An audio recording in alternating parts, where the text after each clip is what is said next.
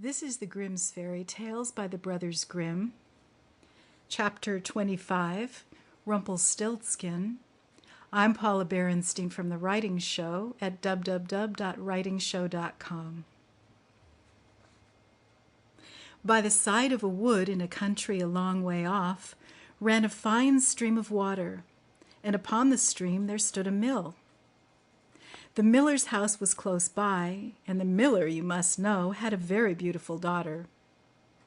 She was, moreover, very shrewd and clever, and the miller was so proud of her that he one day told the king of the land, who used to come and hunt in the wood, that his daughter could spin gold out of straw. Now this king was very fond of money, and when he heard the miller's boast, his greediness was raised, and he sent for the girl to be brought before him. Then he led her to a chamber in his palace where there was a great heap of straw, and gave her a spinning wheel, and said, "All this must be spun into gold before morning, as you love your life." It was in vain that the poor maiden said that it was only a silly boast of her father, for that she could do no such thing as spin straw into gold. The chamber door was locked, and she was left alone. She sat down in one corner of the room and began to bewail her hard fate, when on a sudden the door opened, and a droll-looking little man hobbled in, and said, "Good morrow to you, my good lass. What are you weeping for?" "Alas," said she, "I must spin this straw into gold, and I know not how." "What will you give me," said the hobgoblin, "to do it for you?" "My necklace," replied the maiden. He took her at her word, and sat himself down to the wheel, and whistled, and sang, round about, lo and behold, reel away, straw into gold." And round about the wheel went merrily. The work was quickly done, and the straw was all spun into gold. When the king came and saw this, he was greatly astonished and pleased, but his heart grew still more greedy of gain, and he shut up the poor miller's daughter again with a fresh task. Then she knew not what to do, and sat down once more to weep. But the dwarf soon opened the door and said, "What will you give me to do your task?" "The ring on my finger," said she. So her little friend took the ring and began to work at the wheel again, and whistled and sang, round about, lo and behold, reel away, straw into gold, till long before morning all was done again. The king was greatly delighted to see all this glittering treasure, but still he had not enough, so he took the miller's daughter to a yet larger heap, and said, "All this must be spun tonight, and if it is, you shall be my queen." As soon as she was alone, that dwarf came in and said, "What will you give me to spin gold for you this third time?" "I have nothing left," said she. "Then say you will give me," said the little man, "the first little child that you may have when you are queen."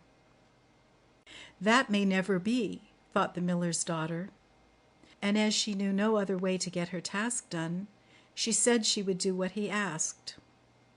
Round went the wheel again to the old song, and the manikin once more spun the heap into gold.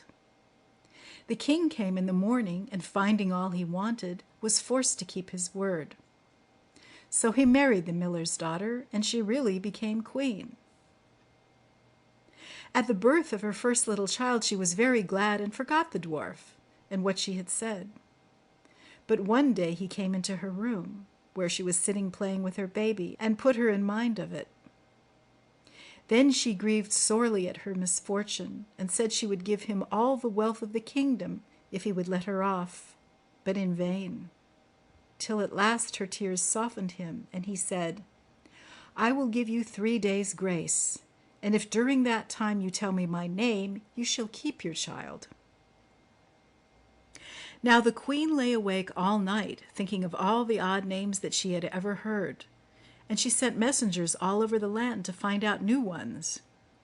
The next day the little man came, and she began with Timothy, Ichabod, Benjamin, Jeremiah,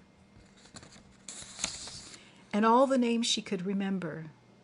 But to all and each of them he said, "Madam, that is not my name." The second day she began with all the comical names she could hear of: Bandy-legs, Hunchback, Crookshanks, and so on.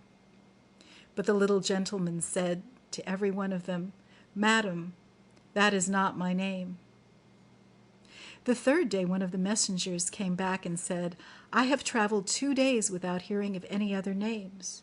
But yesterday, as I was climbing a high hill, among the trees of the forest where the fox and hare bid each other good night, I saw a little hut, and before the hut burnt a fire, and round about the fire a funny little dwarf was dancing upon one leg and singing, 'Merrily the feast I'll make, today I'll brew, tomorrow bake, merrily I'll dance and sing, for next day will a stranger bring.